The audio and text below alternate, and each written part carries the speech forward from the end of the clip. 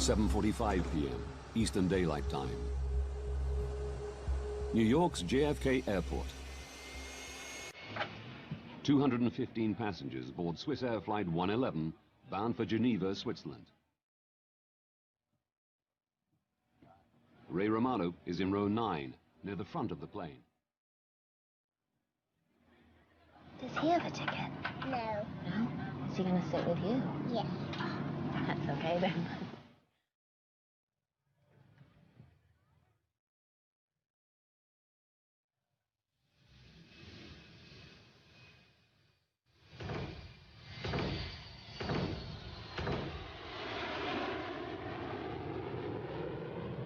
Captain Urs Zimmermann and First Officer Stefan Löw will fly through the night on the 8-hour journey.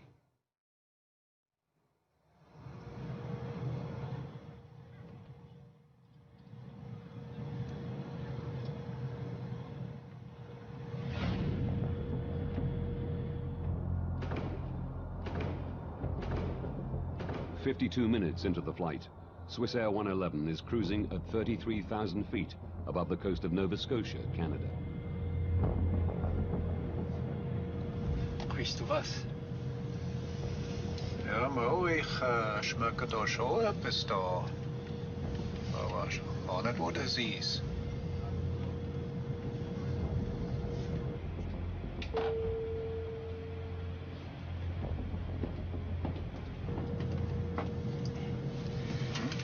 In Ordnung? Da schmeckt dir etwas in der Kabine dahinter. Ich kann hier drin riecht es etwas komisch, aber draußen in der Kabine gar nicht, nein. Nicht, gar nicht? Nein, gar nicht. Das ist Air Conditioning, ne? Ja.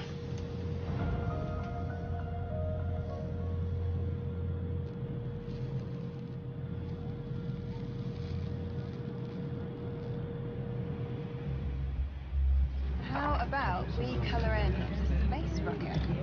I got it. Just look for pink and purple. Just perfect.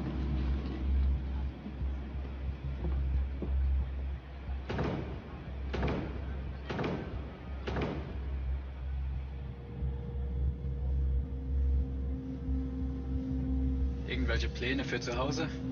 Wir können mal segeln an Zürichsee. Ah, super.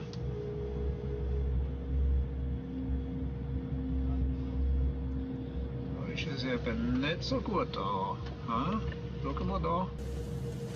Das ist gar nicht so gut. Captain Zimmermann decides to land and get the plane checked. Swissair 111 Heavy is declaring pan. We have smoke in the cockpit. Request immediate return to a convenient place, please. I guess Boston. Swissair 111 Heavy, go ahead. Air traffic control tells him Halifax Airport is much closer than Boston, just 122 kilometers away. Would you prefer to go into Halifax? Affirmative for Swissair 111 Heavy. We prefer Halifax from our position.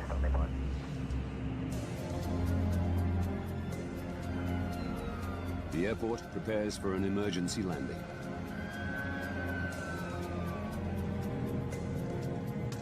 The smoke has gone, but the pilots still want the plane checked. They use oxygen masks as a precaution and begin to descend. The captain has turned on the fasten seatbelt sign. We have a problem with the air conditioning, which needs to be rectified before we continue the flight. We'll be detouring into Halifax Airport in Canada.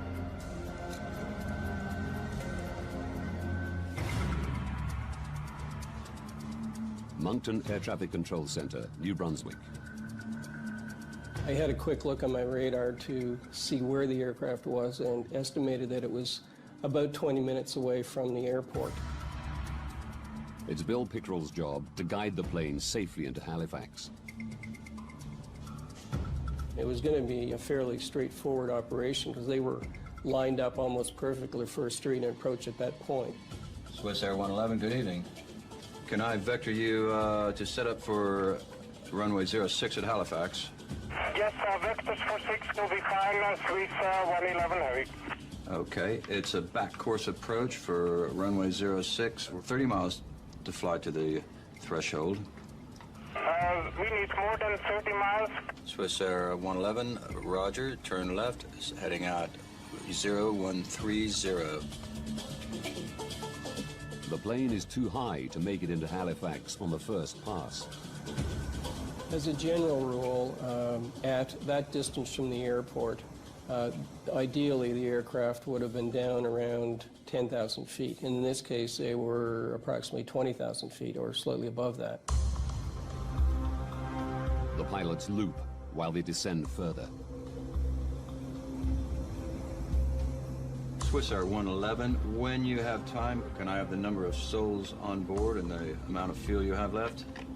Roger, we must dump some fuel. Maybe do that in this area during descent. My reaction was to turn to my colleague and say, oh no, he has to dump fuel now, and then immediately look to see where it would be safe to do it and at the same time keep him close to the airport. Pickrell suggests they dump over the airport or detour further and dump over the ocean. The pilots choose the ocean. It'll be about 10 miles before you're off the coast. You're still within about 25 miles of the airport if you have to get to the airport very quickly. Okay, that's fine for us. Please tell me when we can start to dump the fuel.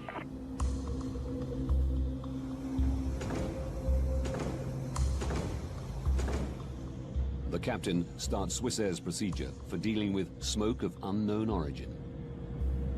Captain, bus switch selected, confirm? He cuts unnecessary power to the cabin.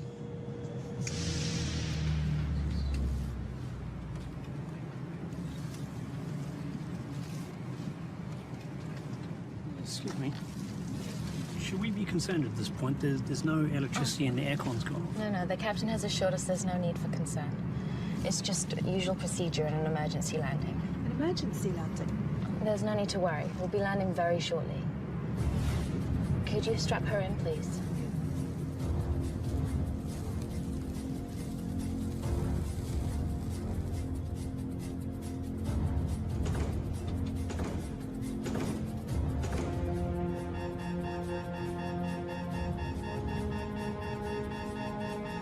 Wir haben den Autopiloten verloren. Der Autopilot ist weg. Herrgott, Stefan, wir haben ein Feuer. Rufe einen Notfall aus. And we are declaring emergency now, 3711. Copy that. Oh my God. The aircraft is at least 6 minutes from the airport. In the background, I could hear a master warning tone to the pilots, and I had no idea of what that meant.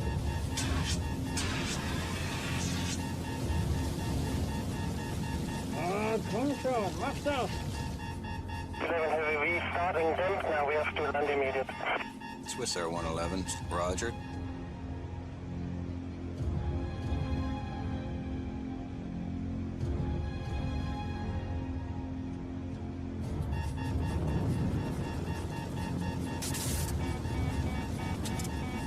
Wir haben die Hauptflugkontrollanzeige verloren.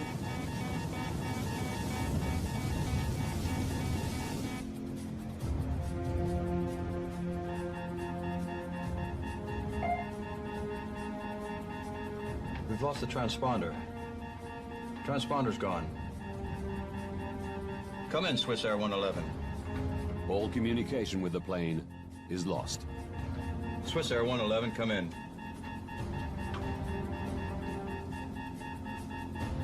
Air traffic controllers can now only follow its path on their radar. Swiss Air 111, come in. We noticed that the aircraft had turned away from the airport and was proceeding westbound down the coast. And that was when we realized that something had gone horribly wrong.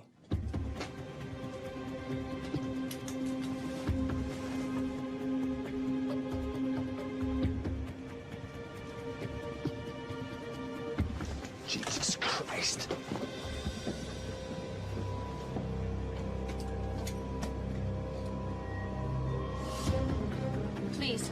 We have seats at the back. Go straight down. My colleagues will help you.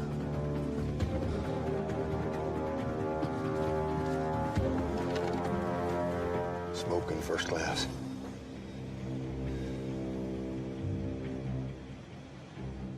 For 6 minutes, Bill Pickerel watches the plane's erratic course.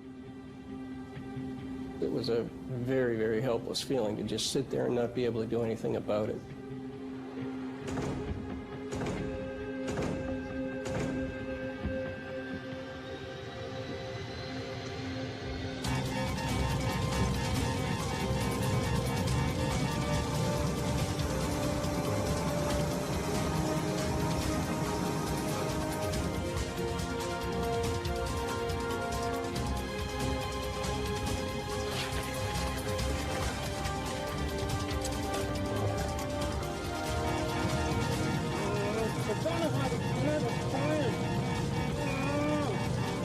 And suddenly they turned to the south, out toward the open ocean.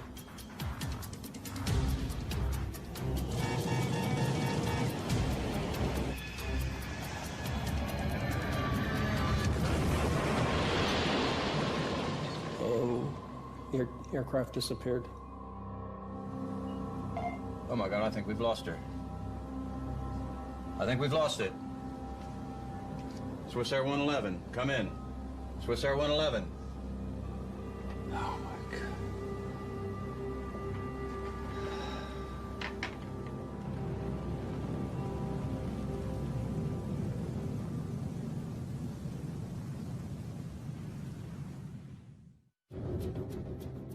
The last radar position of Swiss Air Flight 111 is 9 kilometers from the Canadian shore.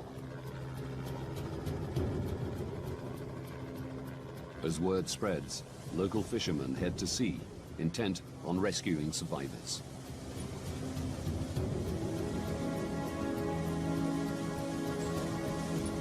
We think nothing of jumping in the boats in the night time and going and helping out as much as you can. And it was just a natural thing to do. It takes Wayne Manuel an hour to reach the site. You could see the rest of the boats that were out there at the time, but you could smell the fuel from the jet. And as we got closer, you could see debris floating.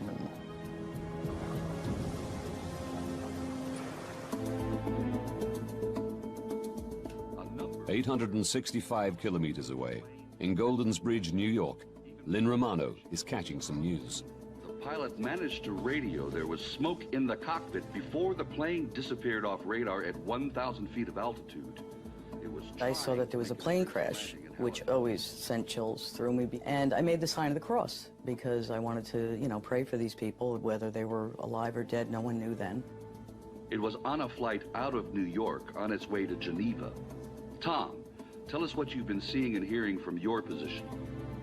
The more I watched the news, the more I realized that this was his flight. All evening long, emergency vehicles have been positioned along the coastline waiting for possible survivors. I called the 800 numbers. I said, look, you know, it's Swiss Air Flight 111. He's in seat 9F. I have all of the information here. Somebody's got to tell me that he was on this aircraft. Was it Swiss Air 111? I knew that it was the same aircraft.